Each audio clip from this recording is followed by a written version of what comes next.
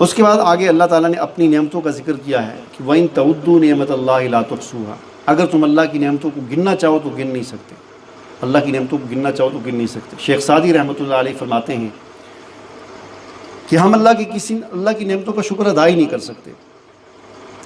وہ فرماتے ہیں ایک مثال دے کر کہ ہماری سانس ہے نا، ہم سانس لیتے ہیں تو سانس اندر جاتی ہے باہر آتی ہے، یہی مسلسل چل رہا ہے نا، اندر جا رہی ہے باہر آ رہی ہے، اندر جا رہی ہے باہر آ رہی ہے، مطلب 1 سیکنڈ اندر پھر 1 سیکنڈ باہر۔ تو اگر یہ سانس اندر چلی جائے اور اندر جا کر رک جائے، باہر نہ آئے تو پھر کیا ہوگا؟ پھر بھی آدمی مر جائے گا، 1 منٹ کے بعد مر جائے گا۔ اور یہ سانس باہر آئے دوبارہ اندر نہ جائے پھر کیا ہوگا؟ پھر بھی آدمی مر جائے گا۔ تو یعنی سانس کا اندر جا کر باہر آنا بھی اللہ کی نعمت ہے، اور باہر نکل کر پھر سانس کا دوبارہ اندر جانا بھی اللہ کی نعمت ہے۔ تو شیخ سعدی رحمۃ اللہ علیہ فرماتے ہیں کہ جب سانس اندر جائے اور اندر رکے نہ، باہر آ جائے، تو ہم اس پر اللہ کا شکر ادا کریں، اللہ تعالیٰ شکر ہے الحمدللہ یہ سانس باہر آ گئی۔ پھر باہر جا کر سانس پھر دوبارہ اندر جائے، ہم اس پر اللہ کا شکر کریں کہ شکر ہے سانس باہر نہیں رکی اندر آ گئی، پھر ہم کہیں الحمدللہ۔ تو ہم اس پر کہتے رہیں الحمدللہ الحمدللہ الحمدللہ الحمدللہ، ساری زندگی پھر ہم یہی کرتے رہیں گے، باقی نعمتوں کا شکر کیسے ادا کریں گے؟ اس کا شکر بھی پھر بھی ادا نہیں ہوگا۔ تو کہاں ہم اللہ کی ایک نعمت کا شکر ادا نہیں کر سکتے، کہاں پھر اللہ کی باقی؟ تو یہی بات فرمائی وَإِن تَعُدُّوا نِعْمَتَ اللَّهِ لَا تُحْصُوهَا، اگر تم گننا چاہو تو گنو، اللہ کی نعمتوں کو تم نہیں گن سکتے، اللہ کے اتنے انعامات ہیں تم پر۔ اس کے بعد حضرت ابراہیم علیہ السلام کی مناجات کا ذکر ہے، اور پھر آگے جو ہے وہ سورہ ہجر ہے۔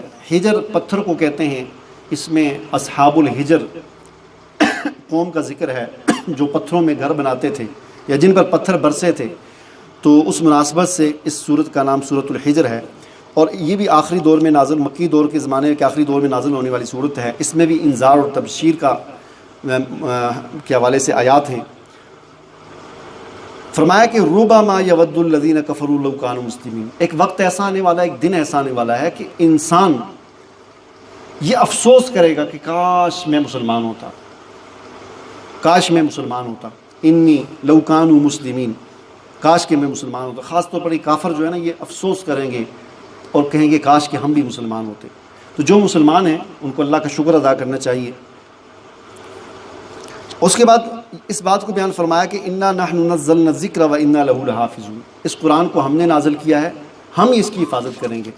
تو یہ قرآن مجید کا ایک معجزہ ہے کہ قرآن مجید کو کوئی ختم نہیں کر سکتا، اس کو کوئی خراب نہیں کر سکتا، اس کے اندر کوئی تحریف نہیں کر سکتا، کیونکہ اس کی حفاظت کی ذمہ داری اللہ تعالیٰ نے اپنے پاس رکھی ہے۔ اس کے بعد آگے اللہ تعالیٰ نے انسان کی تخلیق کا ذکر کیا ہے کہ انسان کو ہم نے سڑے ہوئے گاڑے کی کھنکھناتی ہوئی مٹی سے پیدا کیا ہے۔ اور پھر وہ آگے انسان کی تخلیق کا وہ سارا ذکر جو حضرت آدم علیہ السلام کو اللہ تعالیٰ نے پیدا کیا، پھر سجدے کا حکم دیا تو شیطان نے انکار کر دیا، اور پھر اس کے ساتھ جو معاملہ ہوا اس کا ذکر ہے۔ اس کے بعد اللہ تعالیٰ نے اپنی 2 شانیں بیان کی، اللہ کی 2 شانیں، یہ بات ہمیں بڑی اہم ہے، یاد رکھنی چاہیے کہ اللہ تعالیٰ فرماتے ہیں نبّ عبادی، اے پیغمبر صلی اللہ علیہ وسلم، نبّ کہتے ہیں عربی زبان کا، نبا اصل میں خبر کو کہتے ہیں، آپ خبر دے دیجئے، خبر دے دیجئے، جس نے آج کل آتا ہے نا بریکنگ نیوز یا اہم خبر، نبّ عبادی، آپ میرے بندوں کو خبر دے دیجئے۔ کیا خبر دے دیجئے؟ انی انا الغفور الرحیم، کہ میں بڑا غفور الرحیم ہوں، ایک بات، وَأَنَّ عَذَابِي هُوَ الْعَذَابُ الْعَلِيمُ، اور میرا عذاب بھی بڑا دردناک عذاب ہے۔ تو یہ دونوں 2 شانیں اللہ کی، اللہ غفور الرحیم بھی ہے اور اللہ کا عذاب بھی بڑا دردناک عذاب ہے۔ لہٰذا ہمیں اپنی زندگی میں ان دونوں چیزوں کو اپنے سامنے رکھنا چاہیے۔